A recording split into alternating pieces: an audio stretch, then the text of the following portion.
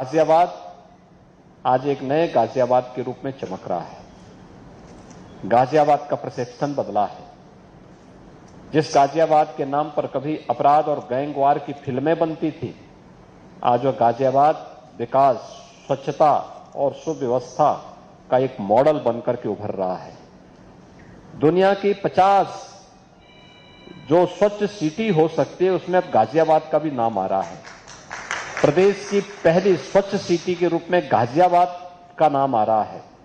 और आज गाजियाबाद की नहीं, सब बातों को लेकर के, आज से 10 वर्ष पहले कोई सोचता नहीं था कि गाजियाबाद 12 लेन के ग्रीनफील्ड एक्सप्रेसवे के साथ जुड़ेगा। कोई ये नहीं सोचता था कि देश की पहली रैपिड रेल गाजियाबाद से होकर के जाएगी और पहली सिटी गाजियाबाद होगी जो रैपिड रेल से जुड़ेगी। आज गाजियाबाद के पास रैपिड रेल भी है, 12 लेन का एक्सप्रेस हाईवे भी है, गाजियाबाद के पास अपनी मेट्रो भी है, गाजियाबाद के पास अपना एयरपोर्ट भी है और गाजियाबाद अब गाजियाबाद से एक ग्रेटर गाजियाबाद के रूप में अपनी नई यात्रा को प्रारंभ कर रहा है। आज इसके लिए जनप्रतिनिधियों के साथ हम लोगों ने यहाँ पे काफी विस्तार से चर्चा किया है। यहाँ पे सभी संस्थाओं ने अपने स्तर पर अच्छे कार्य किए हैं, जिसमें हमारे कुछ नए इनिशिएटिव ग्रेटर गाजियाबाद की देश से आगे बढ़ाने के साथ ही यहाँ पे खोड़ा, लोनी, मुरादनगर, इन सब को लेकर के ग्रेटर गाजियाबाद को गाजियाबाद नगर निगम का पार्ट बनाने और एक बृहद कार्य योजना इसके विकास की आगे बढ़ाने के लिए हम लोगों ने कहा है। इंटीग्रेटेड ऑफिस कॉम्प्लेक्स, जनपद मुख्यालय का सभी जनपदीय मुख्यालयों को एक छत के नीचे लाने की व्यवस्था, पुलिस कमिश्नरेट का कार्यालय जहां पे पुलिस मुख्यालय के रूप में गाजियाबाद के माध्यम से वह लोगों को बेहतरीन सुरक्षा और लॉ एंड ऑर्डर की बेहतर स्थिति दे सके।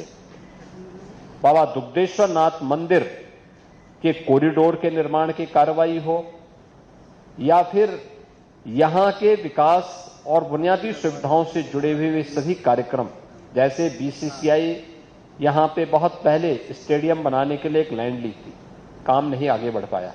आज हम लोगों ने कहा कि वे उस लैंड का उपयोग अब गाजियाबाद विकास प्राधिकरण करे और गाजियाबाद विकास प्राधिकरण वहां पे एक स्टेडियम बनाए और उसका संचालन भी करे। ये मानसरोवर भवन, उत्तराखंड भवन या पूर्वांचल भवन, ये पब्लिक इसका उपयोग करना शुरू करे। इसके लिए भी हम लोगों ने यहां पे आज विकास प्राधिकरण भी और नगर निगम से कहा है, इसका एक मॉडल बना करके भेजें जिससे इनको हम ठीक ढंग से आगे बढ़ा सकें। एक नदी के पुनरुद्धार की कार्रवाई को आगे बढ़ाना, पिछले कुछ वर्षों के अंदर उठाए गए कदमों का परिणाम है कि गाजियाबाद में ग्रीनरी का लेवल बढ़ा है। गाजियाबाद अब एक शुद्ध सिटी के रूप में आगे बढ़ा है, सुंदर सिटी के रूप में एक नई यात्रा को आगे बढ़ाया है। जहां जगह जगह कूड़े के ढेर थे, पहाड़ थे, वे सब समाप्त हुए हैं। अब वहां पे मियावाकी फॉरेस्ट के रूप में, सिटी फॉरेस्ट के रूप में एक नया मॉडल वहां पे देखने को मिल रहा है। ऐसे ही यहां पे बहुत सारी इनिशिएटिव लेने हैं। ऐसे ही हिंडन नदी कभी यहां की पहचान थी, हिंडन नदी के पुनरुद्धार की कार्रवाई, प्राकृतिक पद्धति से उसके शुद्धिकरण की कार्रवाई, उसके दोनों ओर व्यापक वृक्षारोपण के कार्यक्रम, एक पेड़ मां के नाम पे लगाने की कार्रवाई, इस कार्यक्रम को भी युद्ध स्तर पर आगे बढ़ाने के बहुत सारे मुद्दों पर, यहां के डेवलपमेंट के मुद्दों पर, यहां की बुनियादी सुविधाओं के मुद्दे पर, यहां के रोजगार के मुद्दे पर, विभिन्न मुद्दों पर आज चर्चा हुई है। बहुत सार्थक चर्चा रही है और मुझे पूरा विश्वास है कि विकास की ये यात्रा डबल इंजन सरकार की इसी प्रकार से आगे बढ़ेगी। जनप्रतिनिधियों के सुझाव और उनके द्वारा ले जाने वाली कोई भी इनिशिएटिव को प्रशासन जमीनी धरातल पर उतारने का काम करेगा। इस विश्वास के साथ समीक्षा बैठक के साथ मैं यहाँ पे आया था और ये मेरा सौभाग्य है कि कैलाश मानसरोवर की यात्रा के इस पहले जत्थे को यहाँ से रवानगी करने के लिए मुझे यहाँ पर उनको किट उपलब्ध करवाने का एक अवसर प्राप्त हुआ है।